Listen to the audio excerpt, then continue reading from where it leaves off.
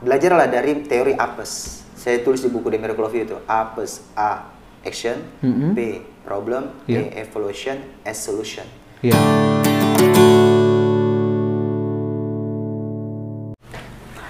Assalamualaikum warahmatullahi wabarakatuh dan semangat pagi.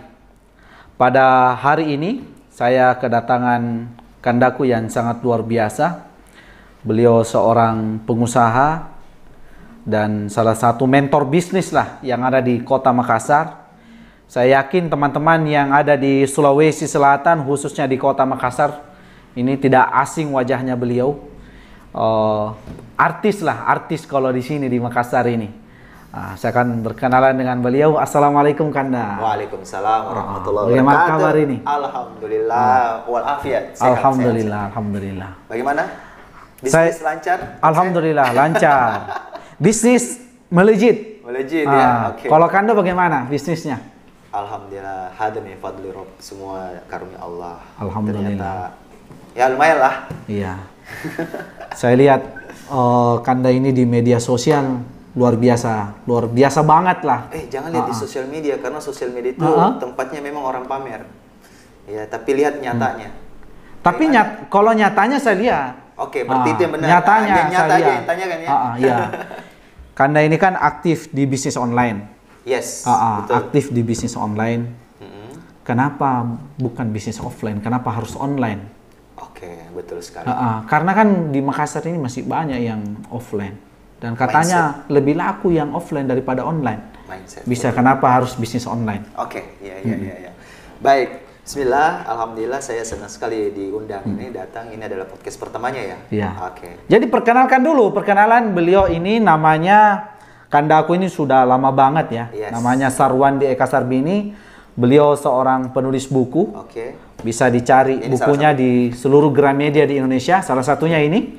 Ada bukunya Rezeki Otak Kiri. Ya, Rezeki Otak Kiri. Ada juga itu Rezeki Otak Kanan. Ya, jadi ini antitesanya. Oh iya. Antitesanya. Jadi, tapi ada juga itu rezeki tak ada otak. Kanan, ya ini pakai otak kiri. Nah, yang paling ini itu otak-otak. Otak-otak. Kalau rezeki tak punya otak. Ada juga orang gila kan tetap hidup kan? Oh iya. COVID pun tidak berpengaruh sama mereka. Oh iya. Oke, coba dilanjutkan tadi. Kenapa harus online? Iya, oke. Jadi spesifik tentang bisnis online, teman-teman ya. Saya juga mau cerita juga sih, udah lama. Iya. Saya kan dulu memang berbisnis offline. Saya punya kursus, ya kan? Bikin cabang di 6 kota. Iya. Namun setelah saya melihat bahwa pasar itu sekarang kan bergeser. Betul. Bergeser belanja transaksi via online. Iya. Saya waktu pertama kali berbisnis online itu ketika karya saya itu jadi dan teman-teman saya di sosial media di Facebook itu mau beli. Iya. Dan saya sudah terbiasa mengirim via pos, ya, via JNE, ya, dan ekspedisi lainnya. Iya. Masya Allah, ternyata bisa juga. Dan rata-rata yang PO buku saya waktu itu ternyata teman-teman dari Jawa, dari Kalimantan, dari Sumatera, ya, itu ternyata bisa ternyata. Nah, barulah saat itu tahun 2012 ya, 2013. Nah, namun ada pahitnya juga sih. Pernah waktu itu saya pertama kali pakai BlackBerry waktu itu kan, ada produk yang bisa mengecilkan perut. Iya. Nah, saya mencoba untuk bisnis dropship dulu. Nah, ada customer saya ketemu langsung, saya memperlihatkan bahwa ini bagus untuk mengecilkan perut. Mau beli, dia kasih uang cash. Setelah itu saya transaksi. Iya. Nah, ternyata barangnya nggak nyampe-nyampe. Ternyata ditipu. Ditipu sama si... Saya yang ditipu. Oh, karena beli barang lewat online? Iya. Waktu itu akhirnya saya harus kembalikan uangnya si customer. Nggak apa-apa, saya rugi aja, nggak apa-apa. Nah, di situ saya cuma menjaga integritas saja. Dan saat itu saya mencoba berpikir, wah, ini saya langsung kesan pertama di bisnis online itu adalah ditipu. Jadi langsung berkepikiran nggak mau bisnis online lagi? Enggak juga sih. Dan justru saya akan mengembalikan fakta orang yang takut belanja online itu agar mereka berani. Iya. Alhamdulillah yang setiap dipesan oleh customer saya, pembaca saya itu semua sampai. Ya, kalau tidak sampai saya kirim lagi. Jadi setelah pengalaman itu langsung terjun ke bisnis online. Iya. Produk apa yang dijual pertama kali? Waktu itu masih produk kesehatan ya. Produk kesehatan. Jadi cuma 2. Sama buku, kesehatan sama buku ya. Itu pasca setelah bikin kursus ya. Setelah bikin kursus, saya coba. Kursus kan offline. Sudah itu terjun ke bisnis online, jualan buku. Buku ditulis sendiri bukunya. Yes, betul. Jadi buku tulisan sendiri. Biasanya kan orang jualan bukunya orang lain. Iya. Ini kalau saya bentuk tim reseller pastinya. Kalau Kanda ini punya buku sendiri dan itu diresellerkan. Dibeli secara paket sama si penjual ya. Jadi punya tim khusus lah ceritanya. Tim khusus yang menjual. Iya. Jadi memang kunci bisnis online itu adalah tentukan dulu nih, kita ini mau B2C atau B2B. Mungkin ada yang bertanya, apa itu B2B sama B2C? Iya. Kalau B2C itu ada artinya bahwa kita ini bisnis to customer langsung. Langsung ke pembaca atau langsung ke pembeli. Iya. Nah, kalau saya lebih memilih B2B, business to business. Artinya, saya itu menjual ke penjual. Nah, biarkan penjual ini yang langsung berhubungan dengan customer. Iya. Nah, jadi tentukan dulu nih, produk Anda ini cocok untuk B2C atau B2B. Iya. Nah, akhirnya saya waktu itu memilih B2B. Karena saya berpikir bahwa menjual ke penjual itu kita memberdayakan orang-orang. Jadi membuat orang lain yang tidak punya pekerjaan bisa punya pekerjaan. Betul. Contoh, buku saja kan, buku ini kan diterbitkan oleh Gramedia ya. Iya. Berarti yang tambah kaya, yang dapat profitnya adalah pasti pemilik toko buku aja. Betul. Nah, bagaimana caranya? Waktu itu saya berpikir, selain saya masukkan di toko Gramedia, bagaimana juga saya ada buku yang tidak masuk di Gramedia dan itu bisa juga dijual oleh teman-teman. Tim di seluruh Indonesia. Itu waktu itu ya. Bisa sampai berapa buku tuh jualan buku? Ya waktu itu yang best seller sampai 11.000 lah. 11.000 yang buku pertama di Miracle of You. Lumayan juga ya. Lumayan. Tapi sebenarnya saya masih 50-50 waktu itu. 50 di offline, 50 online. Iya. Nah, hanya sampai akhirnya di tahun ya semakin kesini ya, semakin banyak mentor juga kan, semakin banyak produk juga. Saya sampai pernah itu punya produk banyak sekali. Pokoknya produk yang sempat saya jual itu hampir 100 jenis item lah. Ya, itu produk yang dijual. Ya, tapi yang di online kan itu saya cuma ambil sekitar hampir 10. Iya. Ya, mungkin lebih lah kali ya. Saya agak lupa ingat ya. Jelasnya saya waktu itu masih palu gada lah ya. Apa aja lu butuh gua ada. Ya. Ada semua. Ada. Kayak Alfamart ya. Semua ada di situ. Pengusaha itu fokus pada bisnis, bukan pada produk. Iya. Kalau produknya itu dibutuhkan, maka masukkan ke dalam bisnis Anda. Iya, betul. Masukkan ke dalam toko online Anda. Ya, karena ada pesan dari Matthew and Amanda, murid langsungnya Donald Trump, yang langsung didengar oleh salah satu mentor saya. Mentor saya sampaikan ke saya. Jadi mentor saya kuliah waktu itu di Australia, ketemu sama Matthew and Amanda. Dan akhirnya beliau menyampaikan saripati selama 3 hari workshopnya itu, dia sampaikan ke saya, Wandi, don't sell what you want to sell, but sell what your customers want to buy. Iya. Jangan jual apa yang kamu mau jual. Tapi juallah apa yang customer mau beli. Iya, karena kalau tidak ada customer yang mau beli kan tidak laku. Kalau cuma kita yang suka kan, belum tentu orang lain suka. Betul. Betul sekali. Akhirnya saya mengubah pemikiran subjektif menjadi objektif. Saya tidak berdasarkan ego. Iya. Ya, saya berdasarkan apa kebutuhan pasar. Nah, contoh di HP saja kita kan sudah terbiasa ngechat. Jadi namanya semi off online ya, karena kita kan belum 100% online itu kalau sudah otomatisasi. Iya, betul. Kalau sudah betul-betul online itu ya. Kalau semi online itu kita masih contoh masih ngechat langsung dengan customer atau penjual kita. Nah, yang jelasnya saya yakin bahwa setiap HP itu ada rezekinya. Betul. Dan yang uniknya lagi bahwa setiap kita itu sudah terbiasa ngechat. Iya. Nah, hanya bagaimana mengubah chat itu dengan chat jualan, chat melayani customer, chat mengedukasi customer, membangun branding produk, membangun branding bisnis. Itu aja yang diubah kebiasaannya. Akhirnya ketika saya bina ke tim juga dan mereka akhirnya terbiasa melakukan hal tersebut juga, alhamdulillah. Nah, di situ akhirnya customer itu melihat ya bahwa produk yang kita siapkan ini memang betul-betul dibutuhkan. Jadi intinya gini dah. Anda observasi dulu. Iya, betul. Usia berapa rata-rata teman Anda di sosmed? Iya. Kalau Anda usianya contoh ya Afsal usianya sudah 29. 30. Ya. 30 lah. Ya, 30 lah ya. Dan ternyata customer Anda itu rata-rata usia misalnya 35 tahun ke atas. Iya. Apa kebutuhannya orang yang usia 35 tahun ke atas? Terus juga daya belinya bagaimana? Iya, betul. Apakah kalangan menengah ke bawah atau menengah ke atas? Nah, saat itu akhirnya saya memilih bahwa saya terlalu kompleks kita punya pasar kan. Ya. Kita harus memilih bahwa segmennya harus jelas. Ya, lanjut ini. Ini kan berbisnis online sudah berapa tahun? Dan sejak 2012. Sekarang ini kan Iya. hasil apa aja yang sudah didapatkan dari ini? Karena saya lihat di media sosial sudah beli rumah baru. Alhamdulillah. Cash Alphard. Alhamdulillah. Itu kok bisa? Karena banyak teman saya juga itu berbisnis online itu bukan justru hasil, tapi utangnya semakin banyak. Oh iya, betul.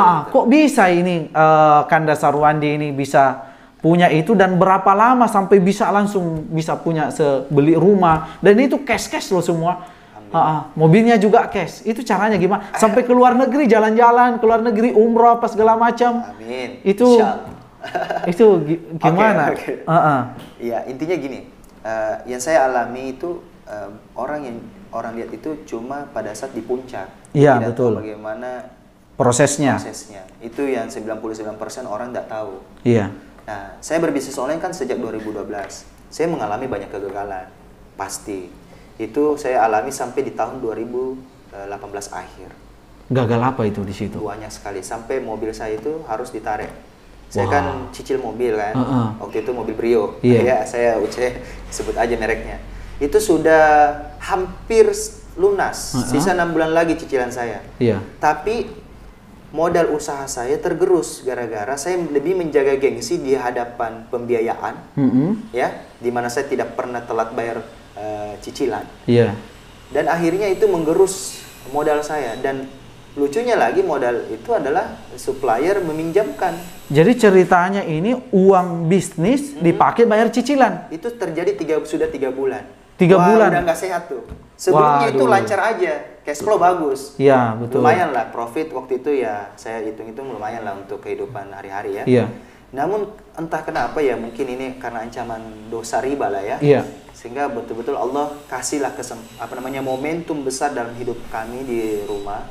Saya dan istri itu lama diskusinya untuk mau menjual mobil Brio tersebut. Karena anak saya lahir di situ. Ya, itu kisahnya panjang. Jadi kami mempertahankan. Mobil perjuangan lah ceritanya ini, mobil pertama mungkin juga. Iya, betul sekali. Ya akhirnya gengsi itu saya harus hilangkan. Apalagi saat itu saya lagi ada perjuangan juga yang saya harus perjuangkan.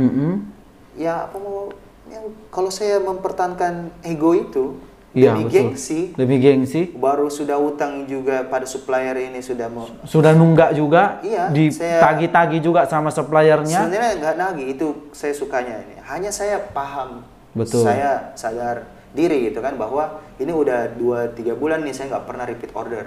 Iya.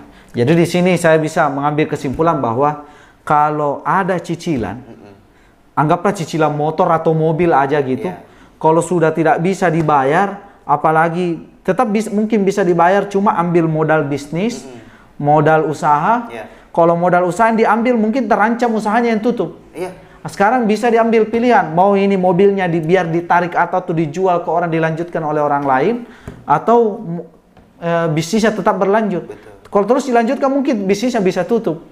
Nah itulah yang menjadi pilihan yang berat, karena satu-satunya aset kami yang bukan aset lah ya, artinya yang bisa menjadi uang, menjadi uang cepat untuk pertama meninggalkan dosa riba, yang kedua juga untuk menutupi utang.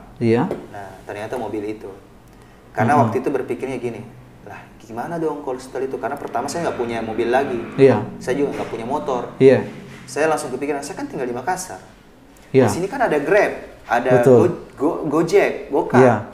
Ya pakai itu aja. Hanya yang buat saya itu terus mempertahankan itu karena saya kan biasa diundang ngisi training kan. Nah justru gengsi itu yang punya usahain seorang trainer, tapi ya masih mempertahankan. Kenapa naik motor? Tapi kan ternyata bisa sewa juga. Betul. Bisa pinjam mobilnya teman, ternyata bisa. Bisa Grab juga kan? Bisa. Bisa Gokar kalau Gojek? Bisa banget. Dan alhamdulillah malah saat itu saya mencoba untuk menghilangkan gengsi. Masya Allah ternyata memang awal-awal itu memang berat. Karena waktu pertama kali saya bawa motor lagi, itu saya ketakutan. Ada rasa khawatir karena suara lebih ribut kan kalau di mobil. Betul. Lebih tenang. Kalau naik motor itu kan, ya 90% perbedaannya dengan naik mobil. Karena memang saya udah berapa lama nggak pakai motor kan. Walaupun pakai motor itu pun saya nggak punya juga. Saya cuma pinjam, itu pun juga nggak pernah jarak jauh. Ini saya juga dapat agenda jadwal ceramah. Akhirnya saya mulai pakai motor. Ya, dan jadi saya punya mertua baik sekali. Ya, mertua saya pinjamkan motornya, sampai sekarang itu motor masih ada di kantor. Saya pakai aja. Alhamdulillah. Itu baiknya juga ada mertua ya. Ya. Tadi sempat dibahas ya. Selain bisnis online, Kanda juga ini biasa ceramah. Nah ya, berarti itu bertindak sebagai mungkin khatib di masjid, ya, khatib sholat Jumat, atau gimana itu? Itu dia salah satu rezeki. Kenapa bisa? Kan biasanya banyak orang tuh kan, kalau banyak mi wanta, ada mi anuta, kenapa harus aktif lagi di kegiatan keagamaan, sampai apalagi ke ceramah itu? Oke. Nah waktu itu begini, justru itu rezeki juga sebenarnya. Jadi jadwal akhirnya full kan salah satu wasilah juga dari saudara Afsal mengajak saya ikut pelatihan mubalik. Nah saya angkatan 10 ya. Iya, sempat juara 1 ya. Iya, kita juga kan. Alhamdulillah. Jadi sama-sama juara 1. Alhamdulillah. Tapi beliau angkatan sebelumnya dan beliau merekomendasikan saya ikut. Saya dapat channel untuk masuk ke lembaganya. Jadi bisa dapat jadwal ceramah, jadwal khutbah. Dan itu cukup membantu juga sih biaya operasional untuk bensin lah ya. Alhamdulillah. Sebelum betul-betul kita bangkit dunia bisnis. Ya, jadi mobil akhirnya saya lepaskan. Saya dapat jadwal ceramah full. Situ juga membuat semakin yakin lah saya, tinggalkan aja deh. Dan Masya Allah, setelah saya tinggal itu bulan Ramadan itu full memang jadwal. Terus saya menunggu lagi nih. Ya Allah, setelah Ramadan kan sudah nggak ada jadwal lagi nih kan. Beda waktu ceramah tarawih. Kalau di luar bulan Ramadan kan cuma khutbah Jumat. Nah, terus juga saat itu saya meminta sama Allah, mudah-mudahan Engkau memberikan. Karena saya percaya betul bahwa Allah tidak akan pernah mangkir terhadap janjinya. Betul. Wa may yarzuqu min haitsu la yahtasib. Jadi orang yang meninggalkan dosa demi sebuah takwa, betul, Allah kasih jalan yang tak disangka-sangka. Dan terbukti itulah rezeki yang saya di mana dipertemukan satu produk saya jual, itulah yang mungkin produk inilah yang dimaksud ya. Produk Haramain. Ini tidak promosi ya, hanya maksud saya mendapatkan inspirasi itu karena di subuh hari, entahlah Allah memang mau ya. Di subuh hari diundang ngisi ceramah subuh, lalu akhirnya saya ketemu produsen, dan disitulah akhirnya saya menawarkan diri untuk jual juga. Ternyata ini yang laris. Padahal banyak produk loh sebenarnya, banyak kok sebenarnya. Nah intinya saya waktu itu yakin bahwa kunci yang saya dapat pada saat mendapatkan apa yang saat ini disampaikan oleh saudara Afsal, bahwa ada mobil atau rumah atau semua, itu karena kunci saya tinggalkan dosa. Tinggalkan dosa riba. Ya, itu aja. Betul. Itu. Tapi kalau masalah yang lain, pelajaran-pelajaran hidup, itu saya tidak pernah sesali. Saya cuma muhasabah saja, karena intinya kuncinya adalah apes. Orang yang selalu apes dalam hidupnya, kan apes itu kan artinya sial ya. Belajarlah dari teori apes. Saya tulis di buku The Miracle of You itu. Apes, A, action, B, problem, E, evolution, S, solution. Jadi apes itu kita kan selalu action kan, dalam kehidupan, dalam bisnis kan itu action. Namun yakin dan percaya setiap action kita itu pasti menghasilkan problem. Ya, apalagi kalau masih coba-coba, tidak pakai mentor, tidak punya pengalaman juga, tidak punya teman juga, tidak ada partner ya kan? Jalan sendiri, merasa hebat lah gitu ya. Pasti ada problem. Bahkan punya mentor sekalipun, pasti ada problem. Hanya bedanya kan ada yang kasih ini, ya akhirnya evaluasi, yang ketiga itu, Setelah action ada problem, maka ini yang paling utama, evaluasi. Jadi setiap hari itu, setiap malam pastikan evaluasi. Bagaimana hari ini pencapaian? Apa yang salah? Kalau perlu juga ada namanya evaluasi bulanan. Ada juga evaluasi per semester. Iya. Ada evaluasi juga setiap tahun. Paling bagus itu di Ramadan ya, evaluasi apa pencapaian yang sudah diraih dan apa yang tidak diraih. Nah, setelah evaluasi itu hasilnya adalah solusi. Iya. S. Solusi ini yang kita tinggal reaction. Jadi action lagi. Tidak ada yang sempurna dalam setiap tindakan. Makanya Bung Karno mengatakan merdeka. Iya. Karena waktu itu belum ada gubernur, belum ada pembagian wilayah kekuasaan, belum ada Sulawesi Selatan, belum ada dulu dibilang kabupaten yes, ini tidak ada. Belum terbentuk lah. Walaupun ya mungkin sudah ada namanya, tapi belum ada bupatinya di mana ya kan? Iya. Tapi kata Bung Karno akan diselesaikan dengan tempo sesingkat-singkat. Pokoknya merdeka aja dulu. Merdeka dulu. Mulai aja dulu. Betul. Proklamasikan aja dulu. Betul. Ya. Jadi sebenarnya kuncinya adalah saya kalau ngajar teman-teman ya, saya kan ada modul pelatihan, modul mentoring buat yang berbisnis online, berpartner dengan saya. Iya. Anda yang baru gabung, itu ada satu modul, Anda praktek hari ini juga langsung pecah telur. Iya. Jadi kuncinya itu adalah proklamasi. Saya belajar betul dari teorinya, bukan lagi teori ya, praktek yang dilakukan oleh Bung Karno. Kenapa bisnis harus diproklamasikan? Bukankah negara yang harus merdeka yang harus diproklamasi? Ini bisnis harus diproklamasikan juga. Karena organisasi paling utama dan pertama yang harus merdeka adalah rumah tangga. Rumah tangga.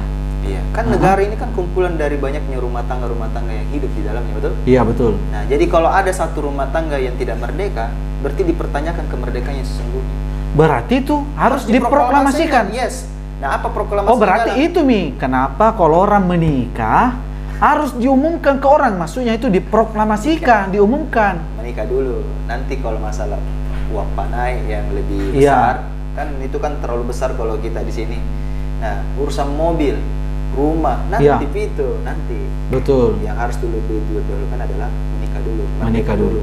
Iya. Jadi urusan yang lain-lain akan diselesaikan dengan tempo singkat-singkatnya. Terus hubungannya dengan bisnis apa ya? Kenapa bisnis harus diproklamasikan?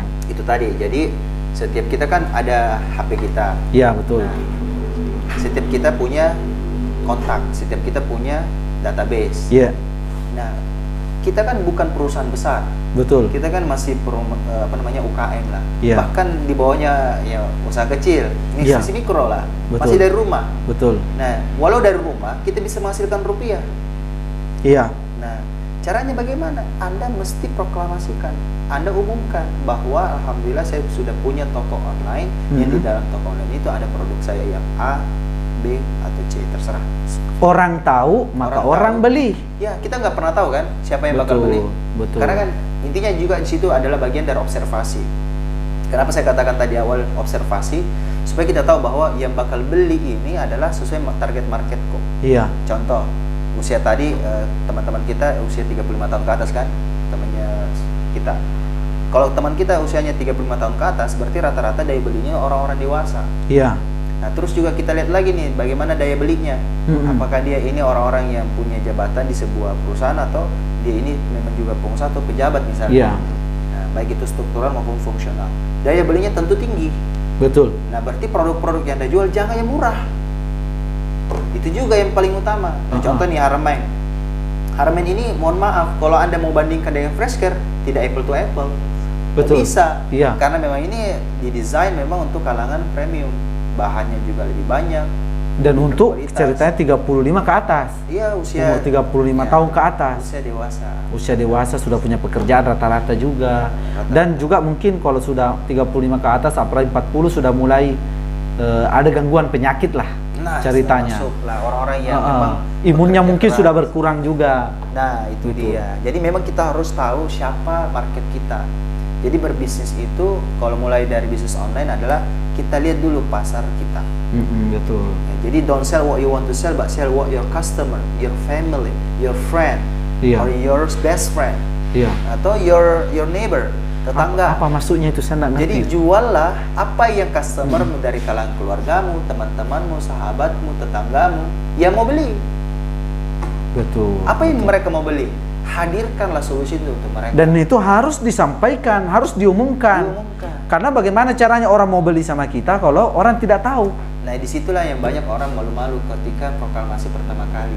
Pikirnya nanti malu-maluin atau bagaimana, kan tidak boleh terlalu terkesan jualan. By the way, untuk pertama kali jualan aja, langsung aja proklamasi. Sampaikan nanti setelah aja. itu barulah kita mengedukasi dengan cara yang lebih soft. Ya, ada namanya soft selling, ada namanya hard selling. Iya, Nah, betul. awal-awal itu enggak apa-apa, langsung aja hard selling.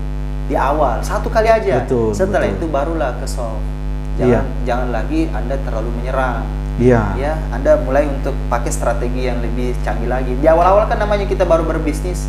Saya pribadi pun langsung pakai metode hard selling dulu. Nah, akhirnya tapi hasilnya juga miliaran. Betul, betul, betul. Hasilnya miliaran. Jadi bagaimana bisa dapat uang miliaran kalau Anda tidak pernah mau mencoba dulu, Iya. uji dulu, observasi dulu. Betul, betul. Jadi intinya proklamasikan.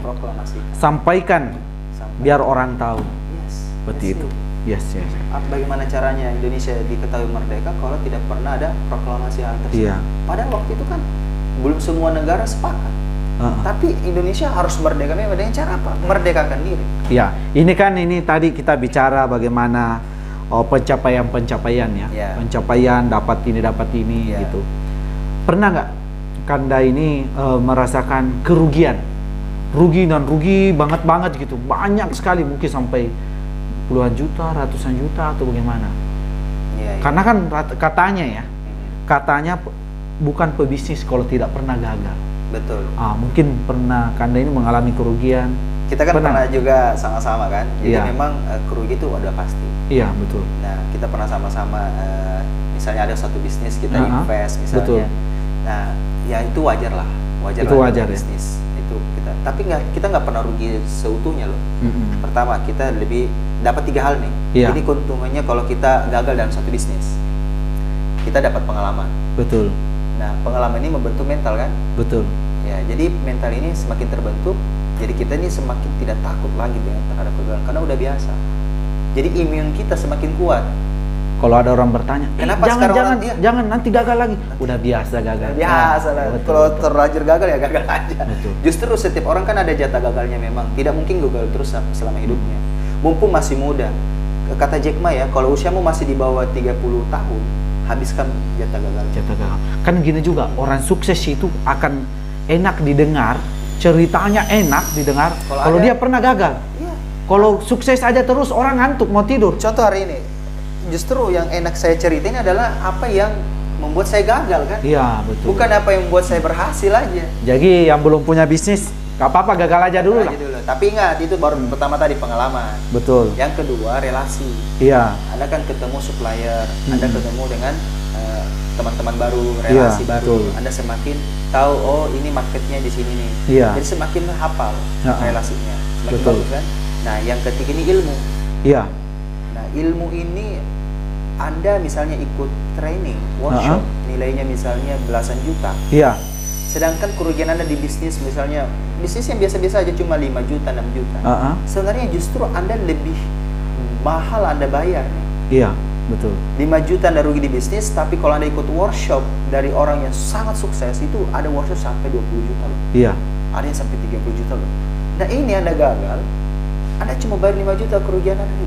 Iya, betul. Coba bayangkan lah. Jadi tidak sebanding kan? Betul. Dibandingkan Anda mendapatkan 3 hal ini yang luar biasa. Betul. Yang tidak dimiliki orang-orang yang tidak pernah merasakan pahitnya kegagalan. Makanya orang mengatakan bahwa kegagalan itu adalah kesuksesan yang tertunda dan guru terbaik. That's it. Berarti jangan takut gagal ya. Perlu. Berani lah. Betul. Berani. Gagal, apalagi yang masih muda ini. Termasuk satu lagi nih, berani sukses. Berani sukses. Jadi berani gagal dan berani sukses. Iya. Tidak boleh hanya sekedar berani gagal. Iya. Karena betapa banyak orang yang cuma berani gagal, akhirnya gagal terus. Tapi tidak sukses-sukses. Iya. Ada orang yang tidak berani sukses. Iya. Ya contoh dia berani gagal, tapi dia tidak berhasil, tidak sukses karena dia tidak berani untuk berhasil. Maksudnya gini, dia tidak menyiapkan mentalnya ketika Allah sudah curahkan dia karunia. Iya. Dia sudah dikaruniakan misalnya sebuah pencapaian. Iya. Anggaplah dia dapat omset 1M. Nah, ketika Anda dapat 1M misalnya, contoh omset 1M pertama yang Anda dapatkan ya, saudara Afsal, apakah Anda siap waktu itu? Siap banget. Maka Allah bahkan melebihi kesiapannya. Iya. Ada betul. orang yang tidak siap. Betul, betul. Ada yang tidak Kan ada orang bertanya gini, ada biasa kalau orang dikasih duit ya, gue kasih lu duit 1 M, mau diapakan duit? Orang ini tidak pernah terbiasa megang 1 M. Wah, parah. Betul. Habis dah. Habis. Makanya kapasitas seseorang itu terlihat juga. Nah, itulah kenapa di Amerika itu betapa banyak orang yang gampang kaya tapi gampang juga jatuh miskin. Kenapa? Menang lotre itu gampang. Iya. Tapi mohon maaf, tidak cukup 1 tahun jatuh miskin lagi. Iya, Dia betul. kembali lagi seperti sedia kala. Iya. Karena mentalnya ini, dia mental seperti kupu-kupu yang dipaksa keluar dari kepompong. Kepompong itu kalau dia tidak melatih otot sayapnya, mohon maaf, dia tidak akan bisa terbang. Ada seorang anak kecilnya melihat sebuah kepompong, Yes. itu mau keluar ini kupu-kupu di dalam. Iya. Karena kasihan ya, dia ambil gunting. Oh, digunting. Dia gunting jalur untuk daunnya itu. Iya, supaya keluar dari kepompongnya kan. Iya. Akhirnya apa? Dia keluar dan tergeletak jatuh. Kepompongnya nggak bisa. Dia bisa kepak sayap. Nggak bisa terbang. Tidak bisa terbang. Berarti mati. Mati dah. Wah, sama halnya gini ya. Ada. Padahal sebenarnya dia sedang melatih otot. Dia sedang nge-gym. Iya. Jadi kita ini sedang melatih otot keberhasilan kita dengan berbagai kegagalan. Betul. Jadi semakin otot terbentuk kan? Betul. Coba bayangkan kalau otot tidak terbentuk, lemah kita. Makanya dikatakan kan tidak laku menguji seseorang di luar dari kemampuannya. Begitu. Makanya juga itu kan banyak orang mengatakan rezeki itu diberikan kepada orang yang siap. Nah, itu. Maka jadikanlah sebuah keinginan itu menjadi sebuah kebutuhan. Karena kalau sudah dibutuhkan berarti kita sudah siap. Nah, itu namanya memantaskan diri. Ya. Itu namanya memperbesar kapasitas. Iya, betul. Karena setiap orang itu ada kapasitasnya terhadap sesuatu. Contoh, mungkin kita nih berdua, Allah sudah titipkan dengan karunia bisa menghandle uang miliaran. Betul. Tapi kalau Anda tiba-tiba jadi triliuner, apakah Anda sudah siap enggak? Ya, masih mikir-mikir. Iya kan? Kalau saya misalnya Allah kasih langsung 1 triliun hari ini, apakah Anda sudah siap? Masih mikir-mikir. Belum Wah, siap. berarti kita belum pantas ya. Belum. Kalau mungkin sudah ratusan miliar, mungkin antara ya ratusan miliar aja belum kepikiran ya. Iya. Mungkin kita masih berpikir 50 M. Iya, betul. Iya kan? Betul. Saya mungkin sudah siap di angka itu. Tapi angka 1T belum. Saya aja ya masih Allah, bingung ini kok 1M ini mau diapakan? Diputar di bisnis apa? Bisa nggak kita kontrolnya? Gimana cara kontrolnya? Berarti menjalani sebuah bisnis intinya dimulai, dijalani terus. Sedikit demi sedikit, kalau sudah sampai di tangga 10 mungkin pikir lagi tangga 11, tangga 12. Small step. Jadi 1000 langkah besar itu tidak akan bisa capai sebelum melalui sebuah langkah kecil, namanya langkah pertama. Yes, betul. So, kita ini pantaskan diri aja. Jalani aja. Ya, terus miliki mentor. Iya. Ya, miliki mentor, jangan sungkan untuk bertanya. Iya. Ya, tapi jangan terlalu banyak tanya juga. Karena malu bertanya sesat di jalan. Iya, betul. Kebanyakan bertanya nggak jalan-jalan. Betul, betul. Jadi ini tetap penting banget nih, kita harus paham step-stepnya. Iya. Jadi kita berbisnis itu memang sedang berbenah diri. Berbisnis Betul. itu sedang mengolah diri dan mengolah tim. Iya. Jadi kalau berdagang sendiri ya oke lah, Anda jago sendiri, Anda bisa. Tapi kalau Anda B2B, bisnisnya adalah bagaimana kita mengolah tim, maka Anda harus belajar ilmu leadership. Yes, betul. Itu juga penting banget. Iya. Jadi kalau mau cepat berhasil ya B2B salah satu cara yang paling bagus. Iya. Walaupun ada juga yang dapat miliaran juga dari B2C. Contoh, seorang advertiser, jago iklan di Facebook misalnya. Iya. Nah, itu miliaran udah banyak. Iya, ada betul. Bahkan miliarder udah banyak tercetak dari situ. Bahkan ada juga sih hampir mungkin capai angka hampir 1 triliun mungkin. Jadi intinya gini deh. Setiap orang itu akan diuji dengan sesuai kapasitas diri. Betul. Ya, sebagaimana tadi bahwa tidak akan diuji sesuai dengan kemampuannya. Iya. Jadi ketika Anda diberikan ujian, sebenarnya itu adalah doa-doa Anda selama ini. Oh, jadi kalau minta doa, ya Allah, pengen punya gedung ini, diuji. Berarti kita semakin dekat terhadap impian-impian itu. Diwujudkan doa-doa itu. Hanya sayangnya kita salah dalam menjawab persoalannya. Kan tidak ada yang salah sama dengan halnya itu. ya, sama halnya ya. Secara sudah anak sekolah itu kan, kalau mau naik kelas kan ulangan dulu, ujian dulu, baru dia bisa naik kelas. Kalau nggak ikut ujian, nggak naik kelas. Wah, ini sama halnya kita di dunia bisnis ya. Yes. Makanya saya selama ini heran juga kenapa saya belum mencapai miliaran ya waktu itu ya. Iya. Ternyata saya sudah siap sebenarnya. Hanya saya belum meninggalkan satu penghalang besar itu tadi. Betul.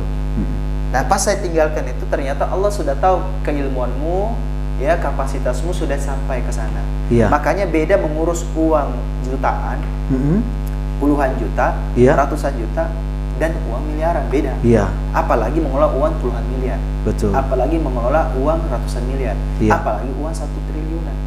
Iya, Jadi iya. setiap kita menaiki level itu beda penanganannya, beda Betul. ilmunya. Jadi please bataskan diri deh. Jadi kalau hari ini misalnya Anda baru jualan, uang jutaan aja yang Anda cari atau uang ratusan ribu aja dulu yang Anda cari, ya praktek aja langsung, nggak perlu terlalu banyak mikir lah. Langsung action. Ya, kecuali Anda sudah mau mengolah uang puluhan juta sampai ratusan juta, itu sudah harus pakai ilmu yang benar-benar belajar, betul. Tidak boleh lagi. Jadi di sini kita bisa menarik kesimpulannya, Kanda Sarwandi ini kunci suksesnya ada antara ikhtiar langit sama ikhtiar buminya.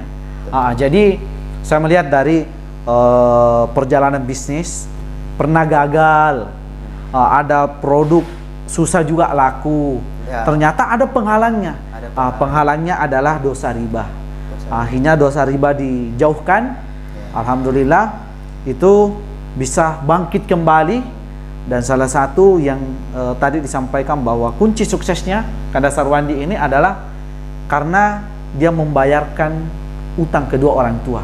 Beliau ini beli mobil cash, beli rumah 2 cash semuanya, bisa keliling dunia juga. Dan luar biasanya, saya tanya pencapaiannya apa gitu. Ternyata pencapaian yang tertinggi adalah bisa membayarkan utang kedua orang tua. Soalnya itu keren banget. Mereka udah haji dulu kan. Iya, nggak sempat. Ya jadi ya udah kita bayarkan utangnya aja. Karena kan Allah itu tidak memanggil orang yang mampu, tapi memampukan orang yang terpanggil. Termasuk bukan untuk hanya umroh ini ya, termasuk dalam bisnis. Jadi kita ini harus melayakkan diri bahwa kita ini dipanggil oleh Allah untuk berhasil untuk naik haji, berhasil untuk umroh, berhasil untuk keliling dunia, berhasil untuk punya rumah, berhasil untuk punya mobil mewah. Sebenarnya kelayakan itu yang Allah uji sehingga kita dipanggil.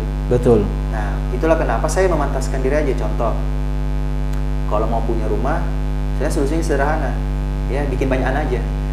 Iya, betul. Bikin banyak anak aja. Karena pasti butuh rumah kan ya, jauh lebih besar. Kalau nggak ada anak terus butuh rumah, bingung-bingung juga ya. Betul. Dan paling utama nikah dulu. Iya. Ya susah juga ya. Ada juga orang yang berhasil memiliki rumah walaupun belum nikah.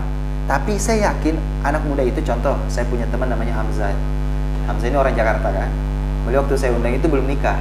Sering saya undang datang ke Makassar ngisi seminar bisnis. Masya Allah ternyata dia bisa beli rumah 1 M nilainya. Di usia dia belum menikah, usianya waktu itu masih 22 tahun kalau nggak salah, dia sudah beli rumah senilai 1 M. Diperlihatkan fotonya keren banget.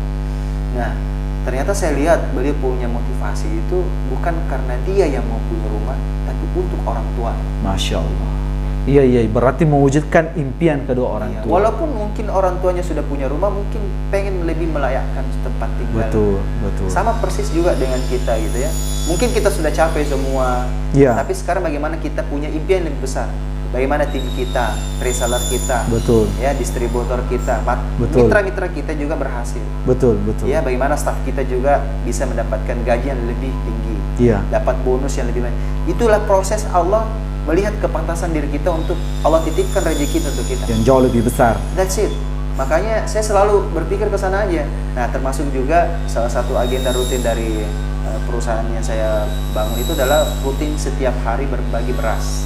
Wah, itu sempat saya mau tanyakan tuh.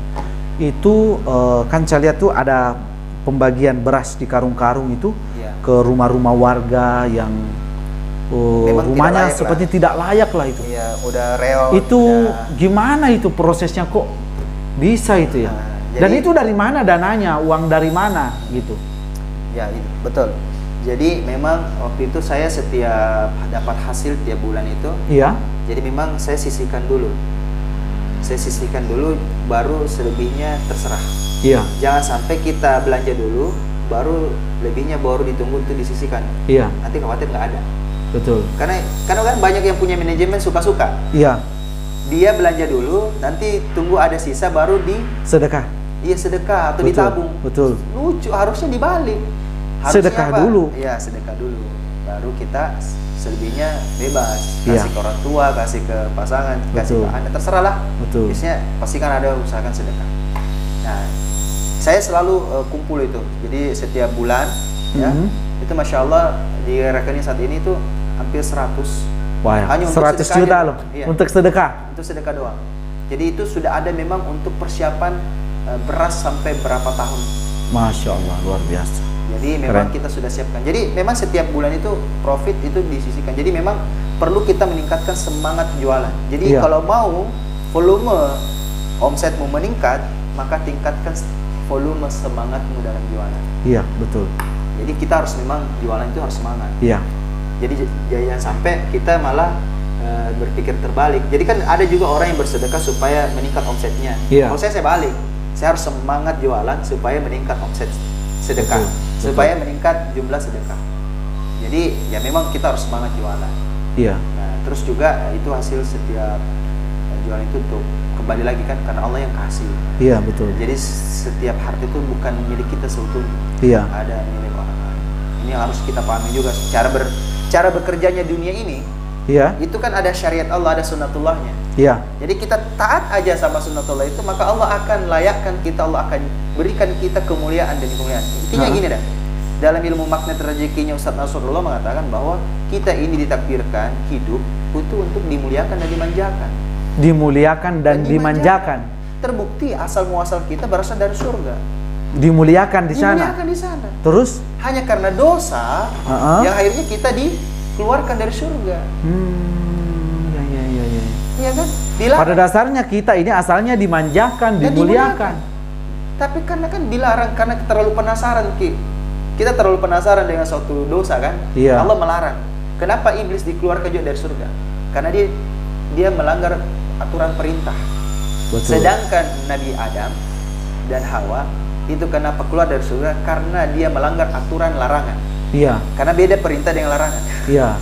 Ya, kalau kita kan dapat larangan untuk mendekati riba, untuk memakai riba. Gara-gara itulah yang membuat kenapa rezeki kita terseok-seok. Jangan lihat usaha-usaha pebisnis-bisnis besar yang masih pakai utang. Mohon maaf, hidupnya belum tenang itu. Iya, betul. Dia banyak utang itu ya. Betul. Maaf. Jangan lihat gedung-gedungnya tinggi. Jangan lihat gedung itu pakai utang semua. Betul. Emang Allah ridho? Belum tentu. Namanya istidraj. Betul. Allah itu kalau udah cuek, dia biarin. Iya. Kita ini kalau masih dikasih masalah berarti Allah peduli. Jadi kalau ada misalnya Anda lihat pengusaha-pengusaha kapitalis, Anda melihat pengusaha-pengusaha yang pakai riba dosa ya, dan Allah biarkan dia sukses, bukan berarti Allah sayang sama dia. Anda tahu tukang parkir? Ya. Emangnya Anda suka sama tukang parkir? Iya. Tentu Anda kasih dia tetap kan? Betul. Iya. Tapi Anda cuekin setelah itu pergi. Emangnya Anda masih ingat tukang parkir itu? Enggak. Betul. Jadi setiap orang itu ada rezekinya memang, mau yang berdosa maupun tidak. Hanya semuanya kalau dikasih. Ada orang yang berdosa lalu dibiarkan semakin kaya, semakin sukses, itu namanya istidraj. Berhati-hati, itu yang harus kita waspadai. Betul. Jangan sampai kita ada di posisi itu ya. Wow, naudzubillah. Makanya saya masih bersyukur Allah masih melarang saya, dalam artian masih membuat kita ini belum sukses waktu itu. Iya. Sampai akhirnya ketika kita meninggalkan dosa, barulah Allah kasih hadiah kejutan-kejutan itu. Oh ini tuh ternyata. Makanya kembali lagi bahwa kita dimuliakan dan dimanjakan. Dimuliakan dan dimanjakan. Serius, enak banget tuh kalau naik Alphard. Serius. Betul, betul. Saya selama pakai mobil, ya pakai pinjam mobil atau naik Grab atau apapun, ya beda banget lah rasanya. Naik Alphard itu beda banget ya. Setelah ngisi seminar misalnya itu pulang perjalanan berjam-jam, itu pulang itu pegal udah hilang. Memang beda. Jadi sekali. Para pebisnis muda harus punya mimpi ya, punya impian. Saya cuma mau mobil expander. Iya. Tapi dikasih yang lebih. That's it. Kenapa tiba-tiba dikasih itu? Absol udah tahu. Iya. Ya, Afsal udah tahu. Mungkin karena hanya jangan perlu cerita ya, jangan perlu cerita ya. Pokoknya keren lah ya. Kalau saya melihat memang kan anak udah banyak, udah mau 4. Ya, mulai kalau ikut neneknya anak-anak kan, belum lagi istri, itu butuh yang besar. Tapi istri cuma 1 loh ya. Iya. Kalau expander yang dipakai kekecilan. Ya. Terus kan sekarang penghasilan kan semakin besar juga, Allah kasih Alphard. Istri cita-citanya expander. Waktu saya perlihatkan di YouTube ini videonya keren banget, berbinar-binar mata istri. Tapi setelah beberapa pekan, malah Alphard yang datang. Masya Allah. Jadi ya pastilah istri yang lebih merasa. Intinya apa yang kita inginkan terkadang Allah lebih tahu kamu nggak cocok itu, ini yang kamu butuhkan. Iya itu juga ya. Malah gitu. Saya juga makanya. Jadi belum tentu keinginan kita itu belum tentu kita butuhkan. Betul. Ya. Ada terkadang melebihi. Betul. Makanya Bung Karno bilang bahwa if you shoot the moon, jika engkau tembak bulan, meleset, malah jatuh di bintang. Jauh pencapaiannya. Betul. Nah, intinya kan Allah kan di langit. Sebenarnya pencapaian terbesar itu ketika kita capai ridhonya. Iya. Kan kita bercita-cita setinggi langit, padahal di atas langit masih ada langit. Dan di atas langit masih ada langit. 7 lapis langit. Dan di atasnya langit ada Sidratul Muntaha. Dan di atasnya Sidratul Muntaha ada sosok yang menciptakan kita, yang mengkreasi dan memberikan apapun yang kita minta. Kenapa nggak minta langsung sama yang menciptakan itu? Betul. Itulah pencapaian tertinggi. Jadi ternyata cukup minta aja sama yang memberikan. Iya. Simple kan? Iya. Simple. Tinggal ikuti aja aturannya, sederhana. Ikuti aturannya, minta sama dia, dia pasti kasih. Ya. Makanya ujian-ujian ini agak berat saat ini. Ada nih, kayak ujian-ujian, ada yang goda-goda lagi kan? Wah itu saya bilang wah itu. Iya. Ada godaan ini juga ya. Apalagi kalau kredit lebih besar ada yang tawarin, wah itu bahkan telepon terus dari bank-bank itu ya, suruh kredit mobil Mercy. Ngapain pakai kartu kredit? Tapi nggak disuruh kredit mobil Mercy, beli rumah yang lebih besar lagi. Itu naudzubillah kalau sampai yang cash, prinsipnya cash tanpa riba. Ya, dan satu aja deh, saya menyarankan buat teman-teman nih, hindari pinjaman online. Wah itu parah juga. Betul. Ada seorang guru itu sampai dia cuma pinjam berapa juta itu, malah utangnya sudah 200-an juta. Cuma sekian juta dari situ. Itu udah banyak banget korbannya. Iya. Jadi bukan hanya sekedar utang sama leasing, tapi utang sama pinjaman online sekarang yang lebih fatal, parah banget nih. Iya. Bahkan angka perceraian tertinggi itu disebabkan karena keributan dalam rumah dan karena faktor ekonomi. Gara-gara utang. Banyak utang, akhirnya banyak yang cerai. Emosinya mungkin juga kurang terkontrol, bebannya besar. Kasihan kan kalau sampai rumah tangga itu retak gara-gara hanya utang. Iya, demi gengsi untuk dilihat orang. Iya, betul. Hanya demi untuk dilihat. Saya pribadi bahkan saya malah ketika dicapai setelah itu nggak mau pameran, udah. Satu kali misalnya orang udah tahu, udah. Iya, betul. Dulu kita demi utang ya, contoh misalnya saya waktu itu masih kredit mobil Brio kan. Iya. Itu kayak pengen terus diupload, padahal ini kan cuma utang doang ya. Iya. Ini mobilnya orang ini. Iya. Belum milik kita seutuhnya itu kan. Betul. Naudzubillah. Nah itu kita. Dan itu banyak orang yang seperti itu. Banyak banget. Nginap di mana, di tempat mana, demi apa? Terus HP yang terbaik supaya hasilnya jepretnya keren. Iya. Dia resolusinya tinggi 4K videonya. Betul. Ya membeli kamera yang semahal-mahalnya dan semuanya kredit ya. Ketika di depan kaca di dalam hotel kan ada kaca itu, ya rekam seperti ini, padahal itu kredit semua. Masya Allah. Naudzubillah. Saya pribadi itu hindari. Mending saya pakai ini pribadi kalau saya mau beli iPhone bisa. Iya betul. Tapi entah kenapa saya nggak tertarik, belum tertarik lah ya. Kenapa saya pengen? Ya Allah, ini aja udah keren banget loh. Iya.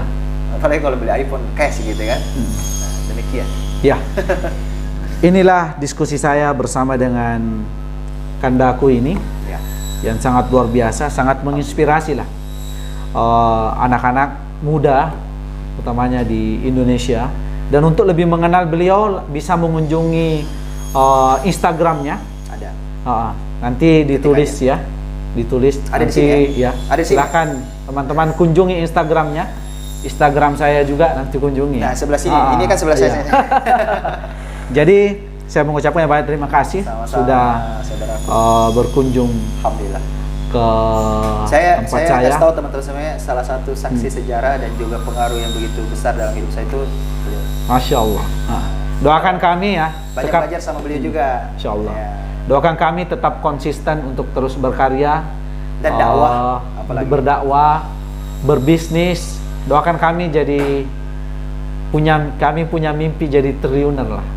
Mudah-mudahan kita punya gedung-gedung tinggi ya. Insya Allah Untuk punya umat bisnis, itu ya, punya kita. ratusan ribu karyawan di seluruh Indonesia. Amin. Kita panjatkan doanya di sini. Semoga kita ini masih muda loh, umur 30-an ya. Ya, baru kalau 30. ada konten itu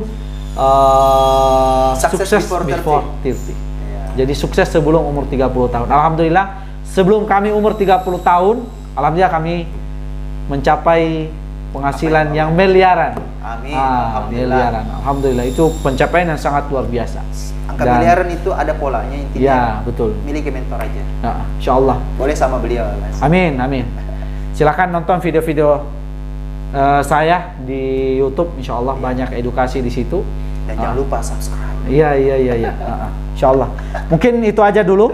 Oke. Bincang-bincang santai kita pada hari ini, pada video kali ini. Semoga ini bermanfaat. Jika ini bermanfaat, Anda bisa bagikan ke teman-teman yang lain.